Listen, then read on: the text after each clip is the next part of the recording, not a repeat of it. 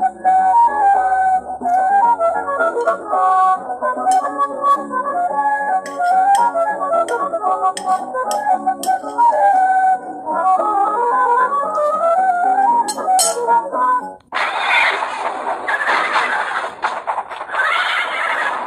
Provisório da República dos Estados Unidos do Brasil decreta. Artigo 1º.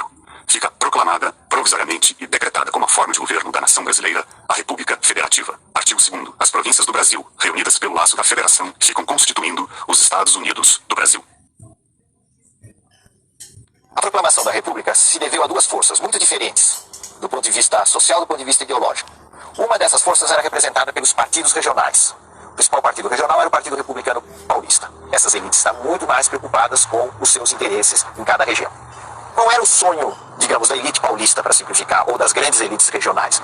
Era fazer uma república que fosse pouco centralizada. Quer dizer, em que o poder dos estados se tornasse muito amplo. Já os militares, que foram a outra força que deu origem à república, tinham concepções diferentes dessas elites civis. Era a ideia de uma república centralizada, muitas vezes mais autoritária. Os militares estavam muito mais preocupados com a unidade nacional.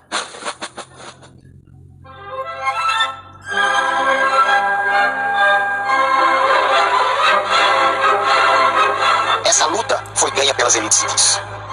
Nos primeiros tempos, os militares predominaram. Basta se pensar nos governos de Deodoro e Floriano.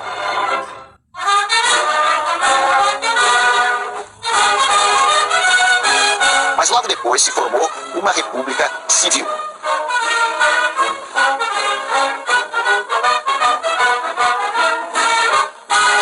A maior prova de que as elites civis triunfaram é a Constituição Republicana, que foi aprovada em 1891, que era o modelo da República Federativa. Isto é, o Brasil ficava dividido em vários estados e reunido numa federação desses estados. E além disso, essa Constituição, seguindo bastante o modelo americano, criou uma divisão de 3 poderes, pelo menos na teoria. Esses 3 poderes eram o poder executivo, que executa as leis, ou que encaminha leis para o Congresso, o poder legislativo, que faz as leis, a Câmara dos Deputados e o Senado, e o poder judiciário, que julga o conflito entre os cidadãos, ou então interpreta as leis, interpreta a Constituição. O que a Primeira República fez, em continuação com os últimos anos do Império, foi manter o voto só para as pessoas alfabetizadas. Mas, ao mesmo tempo, abriu um instrumento que, vamos dizer assim, convidava à fraude eleitoral. Esse instrumento era a inexistência do voto secreto. Como o voto era aberto, todo mundo sabia o voto de um determinado cidadão, a possibilidade do cidadão ser pressionado a votar em determinados candidatos, sobretudo no campo, era muito grande.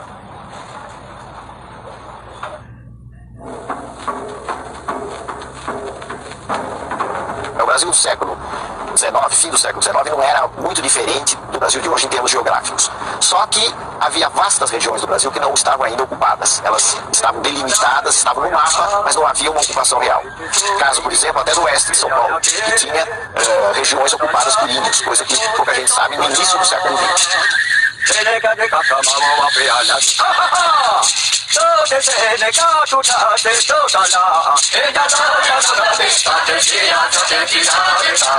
Há uma frase muito comum nessa época da Primeira República, fim do século XIX até 1930, de que o Brasil é um país essencialmente agrícola.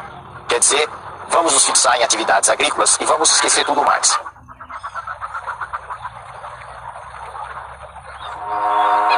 A Primeira República baseou-se numa agricultura destinada à exportação.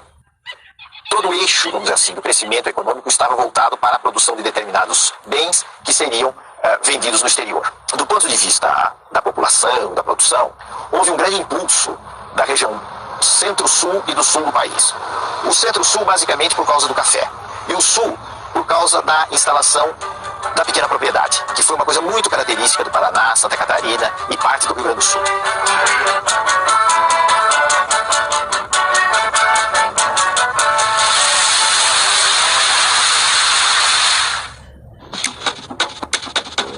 A partir de 1880, por aí, surgiu a produção de borracha. A produção de borracha ocorreu principalmente na região da Amazônia e, por algum tempo, trouxe uma grande transformação naquela área. A borracha, até 1910, mais ou menos, foi o segundo produto de exportação brasileira, depois do café, e superou, portanto, o açúcar. A borracha gerou uma riqueza muito grande porque havia uma busca enorme de borracha. Primeiro pela entrada da bicicleta, o pneu de bicicleta, pneu de borracha para bicicleta em larga escala, e depois com o surgimento do automóvel. A paisagem do norte do país mudou muito com a borracha, porque aquela riqueza concentrada permitiu um desenvolvimento econômico nas mãos de uns poucos e, sobretudo, uma alteração da fisionomia urbana de Manaus e de Belém.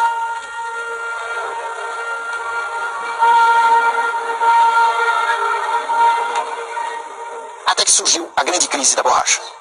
A grande crise se deu aí por volta de 1910, quando as plantações inglesas na Ásia, na região da Malásia, começaram a concorrer fortemente com a borracha brasileira.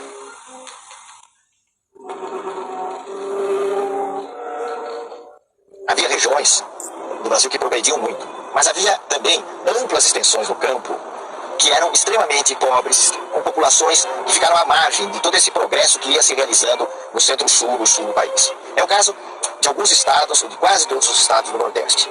Essa população, que servia de mão de obra para grandes proprietários, ou vivia cultivando uma terra muito precariamente, tentou algumas vezes se organizar e também foi objeto de ação de algumas figuras que trataram de organizar essa gente.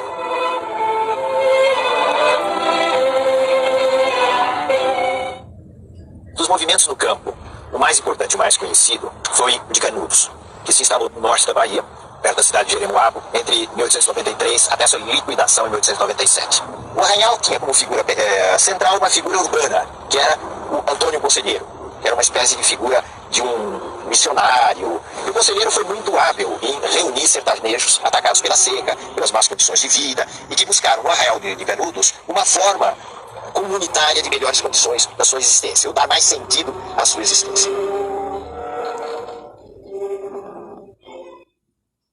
O governo da República, que poderia ter a compreensão desse fenômeno e tratá-lo de uma outra maneira, resolveu liquidá-lo.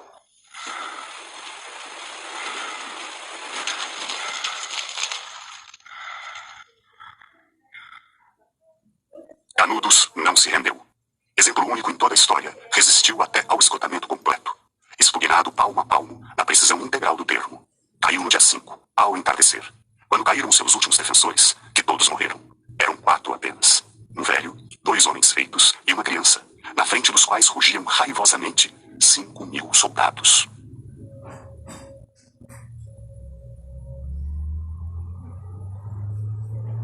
O Rio passou por uma grande transformação urbana.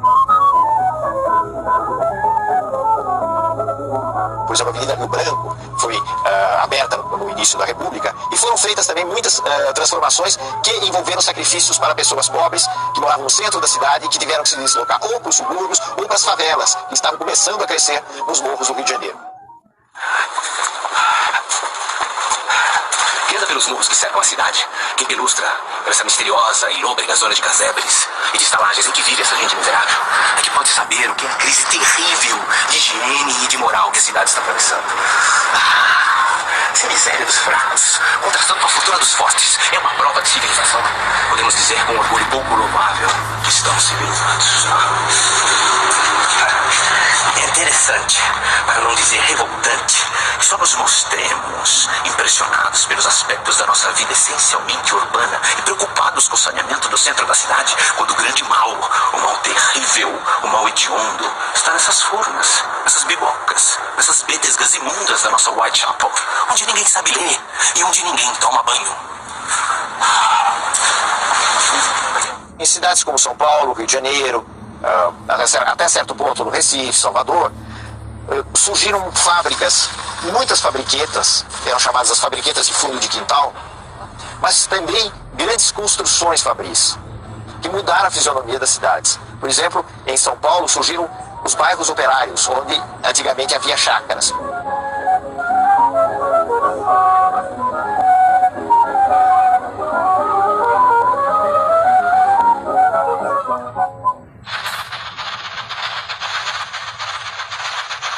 Esse impulso, no caso de São Paulo, foi muito gerado através da própria atividade cafeeira, através do próprio negócio do café. Por quê? Porque o café gerou uma grande expansão econômica, uma urbanização, quer dizer, as cidades cresceram muito, a cidade de São Paulo cresceu muito, e criou assim um mercado interno, um mercado para os produtos industriais. Foi por essa via que as indústrias começaram a crescer no país.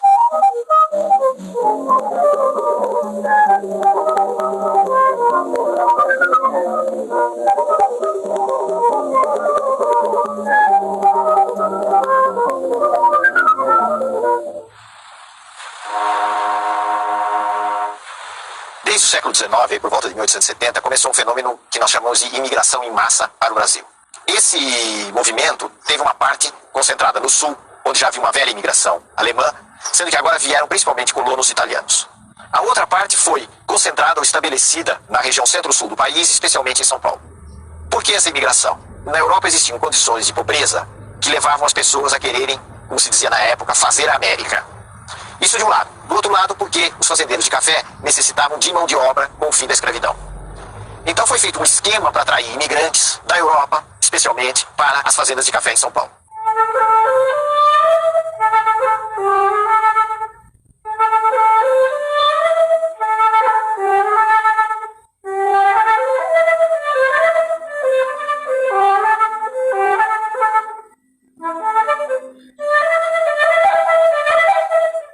Os imigrantes que vieram para o Brasil em grande número foram os principais responsáveis pela introdução no Brasil de uma série de ideias que a gente genericamente pode chamar de ideias socialistas. Entre essas ideias, talvez a ideia mais importante, no caso brasileiro, foi a dos anarquistas. Os anarquistas representaram realmente um pequeno grupo, mas um grupo influente nos meios operários, especialmente o anarquismo brasileiro, que era o anarco-sindicalismo. Ele pretendia reforçar o papel do sindicato, transformar o sindicato em um órgão revolucionário e fazer, através da ação dos sindicatos, uma revolução social no Brasil. Mas é preciso lembrar que entre essas pretensões e a realidade no país, existia uma distância muito grande. Então, os anarquistas, na realidade, foram defensores de direitos dos trabalhadores. 8 horas de trabalho, igualdade de salário para as mulheres e os homens, coisas desse tipo que eram muito importantes, estavam próximas da realidade e ao mesmo tempo não tinham nada de revolucionários.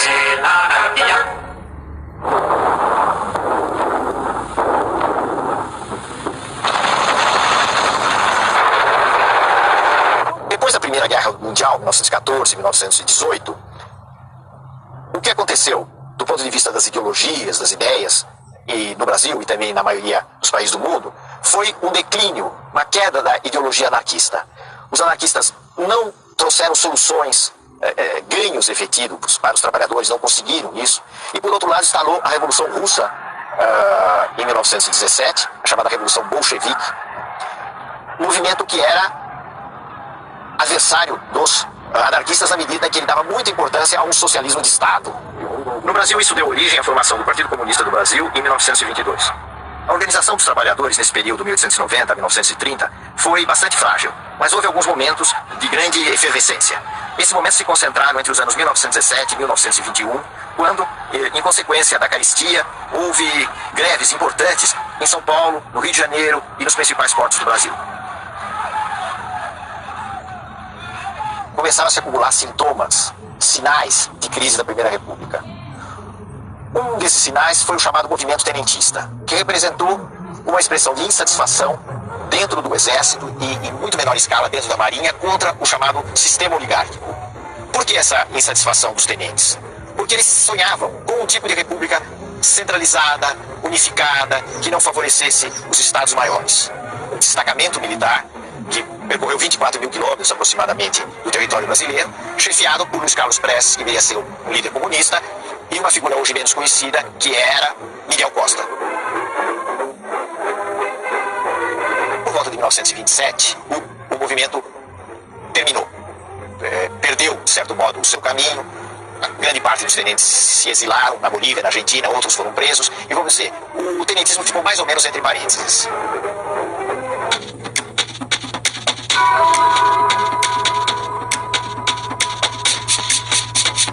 São Paulo e Minas fizeram uma aliança, a República do Café com Leite, que durou ao longo da Primeira República até quase o fim da Primeira República.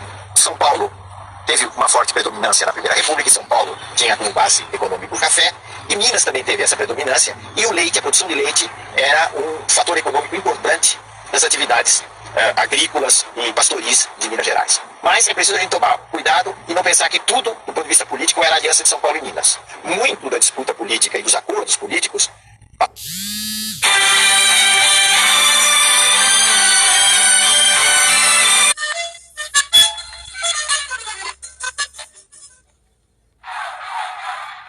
eleições de 1930. Aconteceu uma quebra da Aliança São Paulo e Minas. Como consequência disso, Minas se aliou ao Rio Grande do Sul e lançou o nome de Getúlio Vargas à presidência da República. A aliança, evidentemente, representava interesses do ponto de vista econômico que não estavam diretamente vinculados com o café. Minas, especialmente o Rio Grande do Sul e outros estados do Nordeste que deram apoio a essa aliança, chamada de Aliança Liberal. A Aliança Liberal perdeu as eleições de 1930. Significa que em 1º de março de 1930 Getúlio foi derrotado. Alguém diria, Getúlio foi derrotado pela fraude, venceu Júlio Prestes, que era o candidato de São Paulo e da Paraíba, com alguns outros apoios. Gaúcho, meu irmãozinho mineiro, sempre que vai ter. Porque a cidade de vinho é o caboclo brasileiro. O que houve de novo naquela altura foi o fato de que um setor da oposição civil, um setor da Aliança Liberal, principalmente os nomes mais jovens, não se conformaram com o resultado das eleições. E resolveram apelar por uma revolução. Esse era o dado novo entre março e outubro de 1930. Ora, para fazer uma revolução, eles precisariam, naturalmente, de força armada. E eles foram buscar velhos inimigos deles, que eram os tenentes. A grande maioria dessas elites da Aliança Liberal haviam combatido os tenentes. Os tenentes estavam no exílio, ou estavam meio na sombra, e agora representavam uma carta importante para se estourar uma revolução.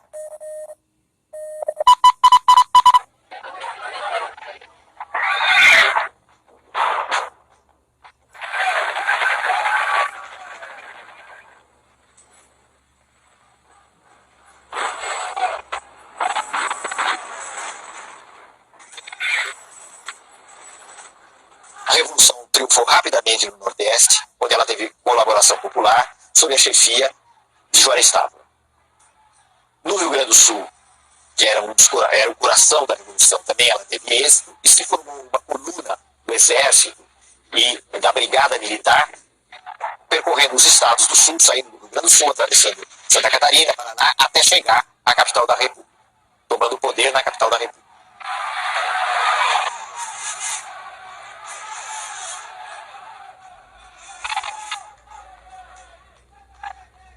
No próximo programa, Getúlio Vargas no poder.